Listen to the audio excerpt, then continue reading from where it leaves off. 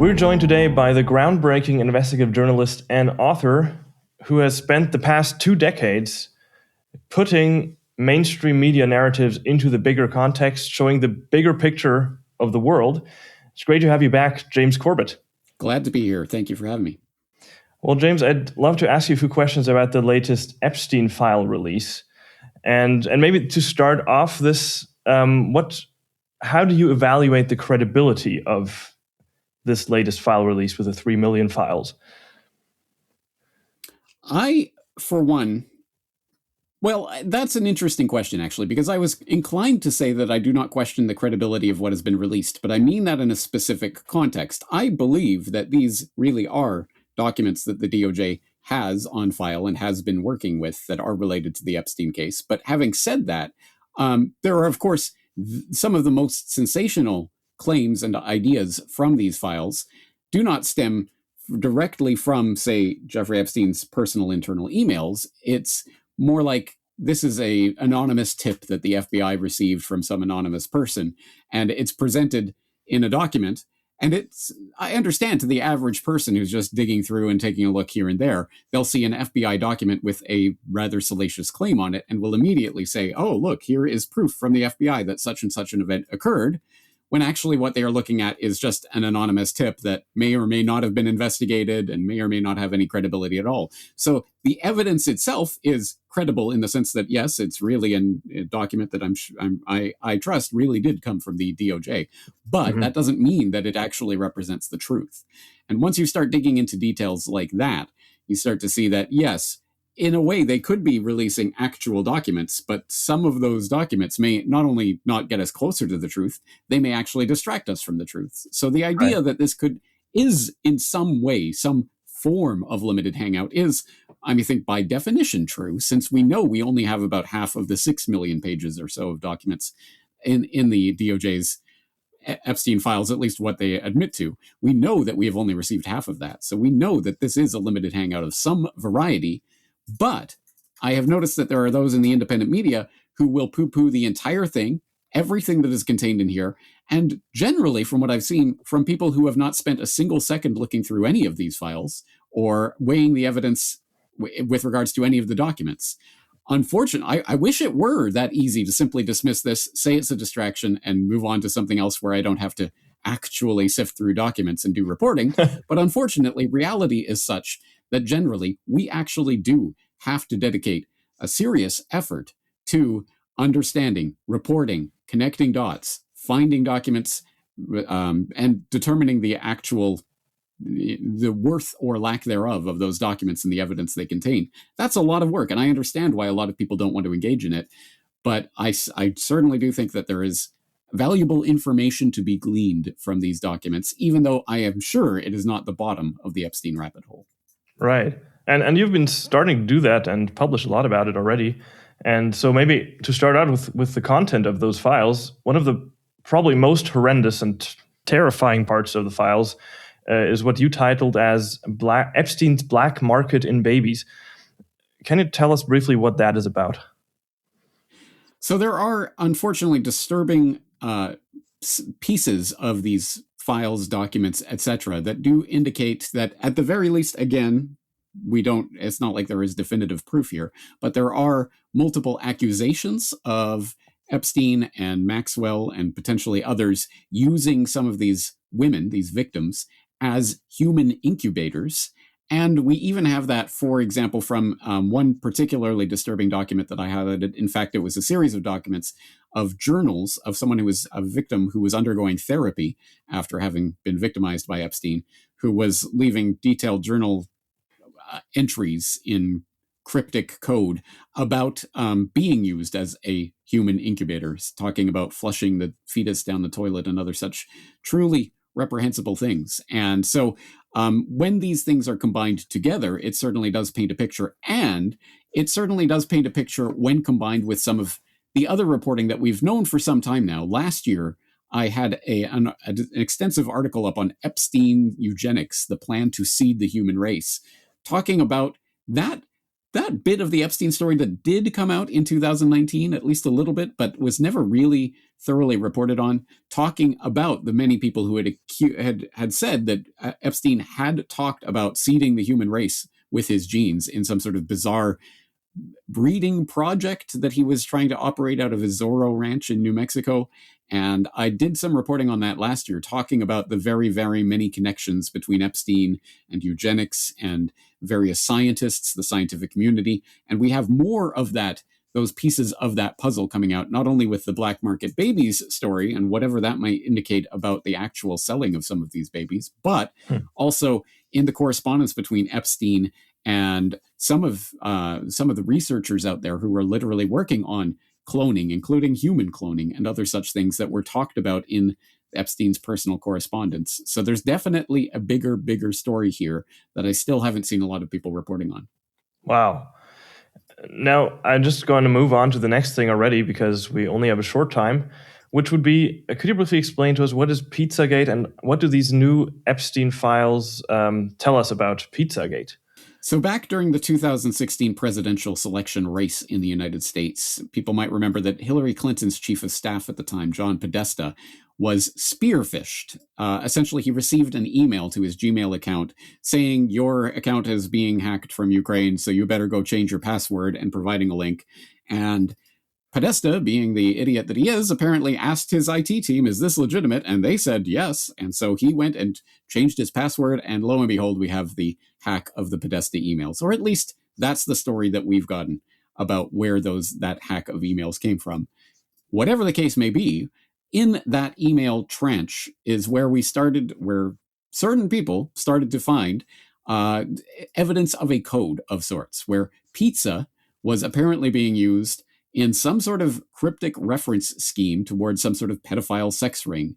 And this was tied back to a pizza parlor in Washington, D.C., and there's a lot of strange connections and strange social media posts and other such things in that story. But people may or may not remember that story from about a decade ago, which culminated in an actual shooting taking place at that pizza parlor as someone came in, convinced he was going to uncover the whole incident, and ended up shooting a server with a bullet somehow and getting arrested. And from that point on, of course, any discussion of Pizzagate was absolutely derided as total deranged conspiracy theorizing of the worst sort, and probably part of some sort of Russian election interference campaign or something along those lines. At least that was the way that it was portrayed in the mainstream media, and lovingly aped by people in certain online fora like Reddit and other very establishment internet locales, until this latest release of Epstein emails, which shows, again, a strange compulsion of Epstein and his correspondents to talk about and evaluate pizza in extremely odd and puzzling ways that don't make sense if you are talking about literal food. I pointed out some of them in the recent article I wrote, 10 Things I Learned from the Epstein Files, where I linked to some of the message chains that Epstein was involved in, where people were talking about butt pizza and things like this. The pizza monster talking about a pregnant woman, and that's the pizza, and things along these lines. Again, people can look into this for themselves and see that there certainly seems to be a strange code of some sort going on here, and whether this was, perhaps, I suppose, Epstein's defenders, if such people exist, could say that this is maybe those people taking up this strange internet crazy conspiracy theory and making light of it, or something along those lines. But I would invite people to take a look through the emails themselves and come to their own conclusion about what these many references to pizza and grape soda, only you and I will know what that means, and other such cryptic references might mean. Now, which persons within Epstein's network stand out to you as especially noteworthy? I know that's a hard one. There are many, but pick the one or two best. Way too many. Yeah. No, it's an excellent question, because we do need to start looking at individuals and the way that they're connected. And one that I just randomly stumbled upon was Kathy Rumler, which was not a name that was in my mental Rolodex. I had never really thought about Kathy Rumler, or who is this person. But I did in my episode on this just last week, I pointed out that there was a correspondence between Epstein and this Kathy Rumler talking about the possibility of genetically engineering pigs to have non-cloven hoofs so they would be kosher and thus, I guess, edible by Jews and Muslims, I guess. Something along those lines. It was just such a strange email that I pointed it out. And from that, I started to follow the thread of, well, who is this Kathy Rumler? Well, as it turns out, she was in the Obama administration back in the early 2010s until she was forced out, or she left to go into private practice and ended up at Goldman Sachs as I believe a legal assistant or lawyer on their team, and was apparently at one point being considered to go back into the Obama administration as the attorney general. But apparently that didn't pan out because, as it turns out, she had been involved in that. Remember that story about in Colombia, there were some Secret Service agents and other White House officials who had gone ahead of the Obama administration and some conference or something that was taking place in Colombia, and they all got busted for escorts and prostitutes, etc. Well, apparently, some of the latest correspondence shows that Kathy Rumler was involved in that and in covering up what had happened there, etc., and was consulting with Epstein on PR advice about how to handle the PR fallout from this, etc. So, again, there's some weird connections going on there. Long story short, apparently Goldman Sachs has just sacked Kathy Rumler from their legal team. We've heard, of course, by now about Peter Mandelson, the ex-British ambassador to the US from the UK, who had to give up his seat in the House of Lords over the disgrace that's happened right now. And now there are questions about current UK Prime Minister Keir Starmer and what he knew and when and why he overlooked what was already known about the Mandelson-Epstein relationship. Of course, though, I would think that probably of more relevance are Epstein's ties to Israeli intelligence of various sorts. For example, his hosting the Ehud Barak's personal assistant and a former Israeli military intelligence officer in his Manhattan apartment for weeks at a time, along with Epstein's many, many, many relations to the Israeli government, to Ehud Barak, to various deals that were being done.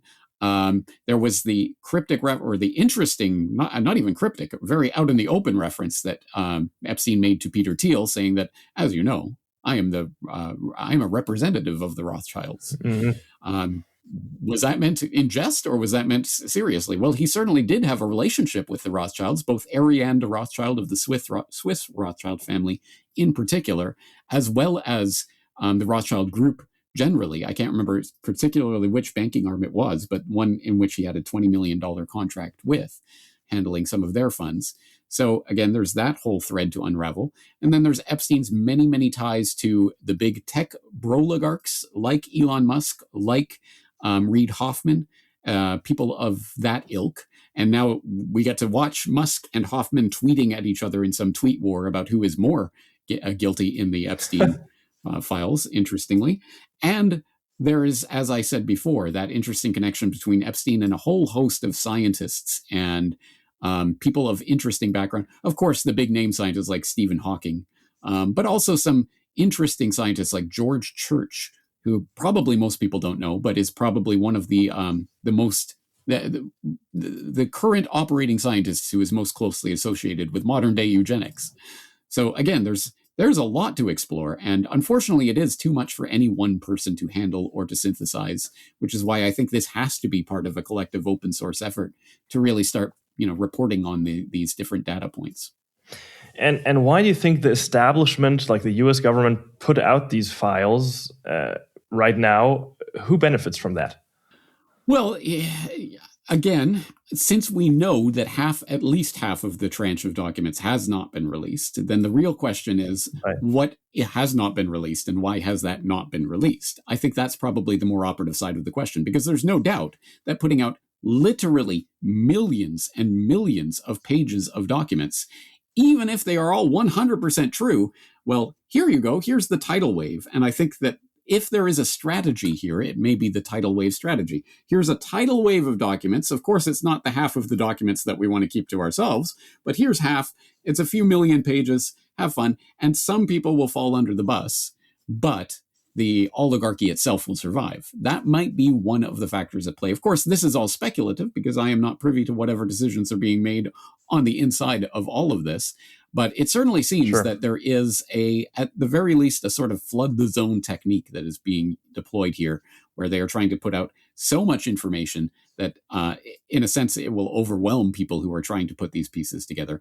I think to the extent that this is a coordinated or crafted plan, I would assume that that is the strategy that's being employed. Rather than asking, why are they putting it out now? It's more, why are they putting it out in this way? Right. And what are we expected to do with that information? Wonderful. Maybe one last question, because there are the believers in QAnon and, that secret military operation handling Trump. They're really happy about this because this proves that QAnon is right and Trump is our man, and he's draining the swamp. He's exposing the establishment. What do we know about Trump being complicit or implicated in this? And what is your statement? What would you say to these QAnon followers? I have certainly seen the online chatter about QAnon was right, and so I am tempted to say QAnon was wrong, but that's not even correct. I would say QAnon was right in the exact same way a broken clock is right twice a day, insofar as it is incidentally right about some of the things that may have been claimed under the rubric of this QAnon operation, whatever that was. But QAnon was wrong about many, many, many, many very specific identifiable things that were said, at least under the name of that QAnon account, originally on 4chan and then 8chan and wherever else it ended up online. And I went through that in my documentary on hopium, A Brief History of Hopium. So if people want to find out about the details of that, go to corbettreport.com/hopium. And I go through just a few of the very specific things that were completely wrong, going right back to, of course, the very first Q drop, so-called, on 4chan, that was talking about how Hillary Clinton was under arrest, guys, and everything's going down, and it's all happening on such and such a date. And guess what happened on that date? Absolutely nothing. And they were wrong over and over and over about all of those specific predictions of various people being arrested at various times, and it's over, the deep state is done, etc. Wrong, wrong, wrong, wrong again, wrong on every count. Only right when QAnon broke the news about Epstein. For example, just one example, at least 3 years after I reported about Epstein in a 2015 podcast I had about political pedophilia, where I was talking about Epstein and the Prince Andrew story and everything at that time. But I certainly take no credit for breaking that story, because there were people like Nick Bryant, who's been on this case for decades and was in fact the person who actually released the Black Book and the flight logs in the first place online. So people like that were right. Nick Bryant was right. QAnon just happened to pick up and regurgitate some of those pieces of information that it took from other people, and now people are saying QAnon was right. That is wrong. And QAnon was wrong about everything important that QAnon was claiming about the white hats on the inside who are coming to save the day. And don't worry, guys, Trump 1.0 back in 2016, 17. That's the end of the deep state, and we don't have to worry about this anymore. The good guys have taken over. Oh, wait, that was all total nonsense, total rubbish, meant to keep the people placated and to stop them from actually demanding justice. And so I hope that the real thing that we learned from this is QAnon was wrong about everything that mattered and was only right when it was plagiarizing the work of real researchers. Great. Where would you send people, like the 2 or 3 best independent resources to understand the Epstein network and Epstein himself better? I would definitely say that people should be familiar with the work of Whitney Webb. She, of course, wrote the 2-volume One Nation Under Blackmail, which is well over 1,000 pages of densely worded and extensively footnoted information with literally hundreds and hundreds and hundreds and hundreds of references and links, pointing to not only to the Epstein story, but the window into the larger idea of blackmail and espionage and underworld of crime and organized crime and how these things tie into political machinery, etc. It's an incredibly documented, voluminous work. And from there, of course, if people are interested, they can check out, of course, not only Whitney Webb's work at Unlimited Hangout, but my interviews with her on this subject. And if I may toot my own horn a little bit, sure, I would again send people to not only my recent podcast episode, an article on this subject about what I learned from the Epstein files, but also that previous reporting I was talking about with regards to Epstein eugenics, the plan to seed the human race, because again, I think that's an incredibly important part of this that hasn't been adequately explored. But one other exploration research that I think deserves highlighting is a recent post by Sayer G of Green Med Info, who was doing the deep dive on these new Epstein documents and what they show about the Epstein/Gates/Rockefeller nexus in the pandemic infrastructure that was being set up in the 2000s and the 2010s. And there are documents in this new release of documents that show more about how that came together and how pandemics were weaponized and financialized in order to make a lot of money for certain well-placed individuals. So that's an incredibly important research project that Sayer G has been undertaking there. Well, thank you very much, James, for this dense information. We'll definitely link all of that below the video so everybody can go do his own deep dive into this, as you said before. Thanks so much for coming on and sharing your insights into this. Thank you.